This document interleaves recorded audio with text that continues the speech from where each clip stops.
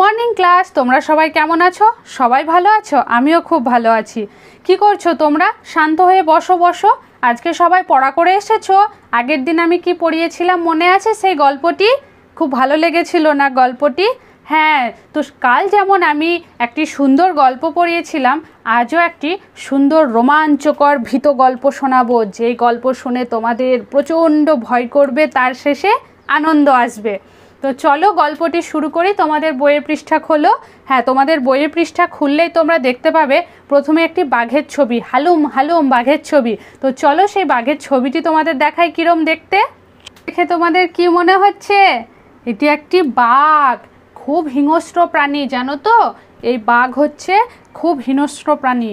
তো এই হিংস্র প্রাণীর সম্মুখে মানুষ কিভাবে যায় জানো? তারা জীবিকা অর্জনের জন্য বাধ্য হয়ে যায়।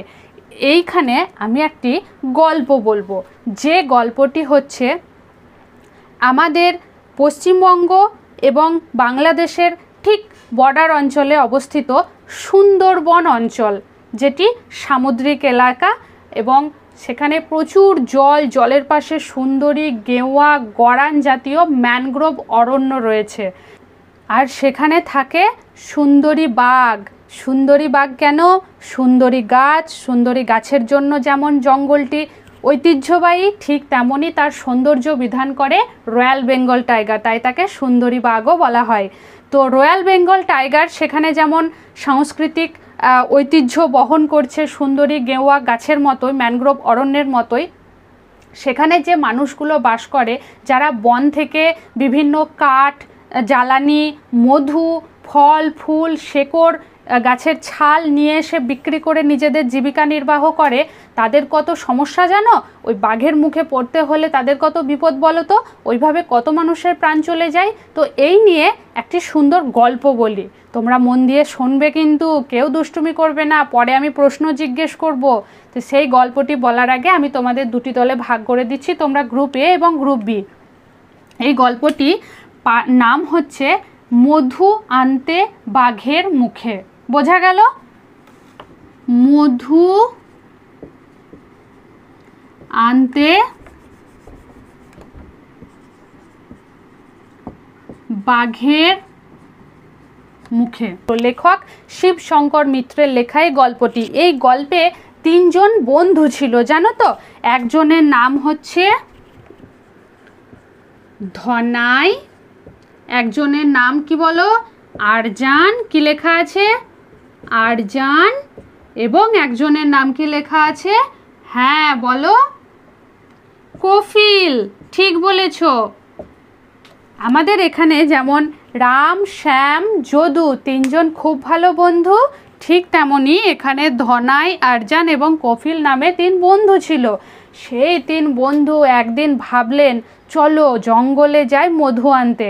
এবার মধুর চাক হয় না, বড় বড় গাছে যে সমস্ত মধু মৌমাছিগুলো কি করে, মধু সংরক্ষণ করে, সেখানে মোম পাওয়া যায়, মধুও পাওয়া যায়।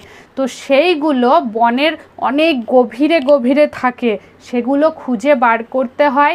তাতে একজন মানুষ হলে হয় না, তিনজন মানুষের প্রয়োজন হয়। তো এই তিন বন্ধু গেছে মধু সংগ্রহ করতে। তখন তারা কি করলো, মধু সংগ্রহের জন্য একটি মাথায় কলসি নিয়ে, এবং কলসি যাতে পড়ে না যায় এবং গাছের নিচে শেকড় বাকড়ে যাতে হোঁচট খেয়ে পড়ে না যায়, তার জন্য তারা একটা হাতে ডান্ডা নিয়েছে। লাঠি হয় না তো, হাতে লাঠি নিয়েছে। হাতে লাঠি নিয়ে, মাথায় কলসি নিয়ে তারা কি করলো, মধু সংগ্রহে চললো। মধু সংগ্রহ করতে গেলে কি হয় জানো তো? একজন আরেকজনকে সাহায্য করে। একজন মশাল জ্বালিয়ে ধোঁয়া উড়িয়ে মৌমাছিগুলো তাড়ায়, একজন মধুর যে চাক হয় মৌমাছির চাক কাটে, আর একজন ধামা মাথায় নিয়ে বসে থাকে, যাতে মধুর চাক কাটার পর সেই কাটা অংশ মাটিতে না পড়ে ধামায় পড়ে, মাথায় ধামা ধরে বসে থাকে। তো এইভাবে তারা প্রত্যেক দিন এইভাবেই মধু সংগ্রহ করে। তো মধু একটা গাছে তো থাকে না, তাদেরকে তিনজন তিন ভাগে ভাগ হয়ে গেছে, তিন দিকে গেছে মধু কোথায় কোন গাছে আছে সেটা দেখার জন্য, মৌচাক খোঁজার জন্য। যেতে যেতে ধনাই তার কলসি মাথায় নিয়ে ঠিক একটি ছোট্ট নদী পার হবে। বাকিদের খুঁজে পাচ্ছে না, সাড়াও পাচ্ছে না।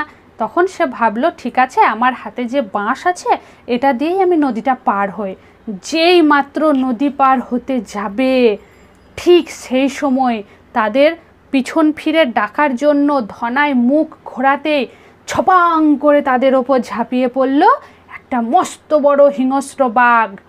তারপর কি হলো, সেই বাঘ ঝপাং করে যেই না ধনাইকে ধরেছে হালুম করে খাওয়ার জন্য, ধনাই তো ভয়ে চিৎকার করে উঠেছে। তার মাথার কলসি গেল ভেঙে, মাথার কলসি ভেঙে কোথায় গেল, বাঘের মুখে গেল।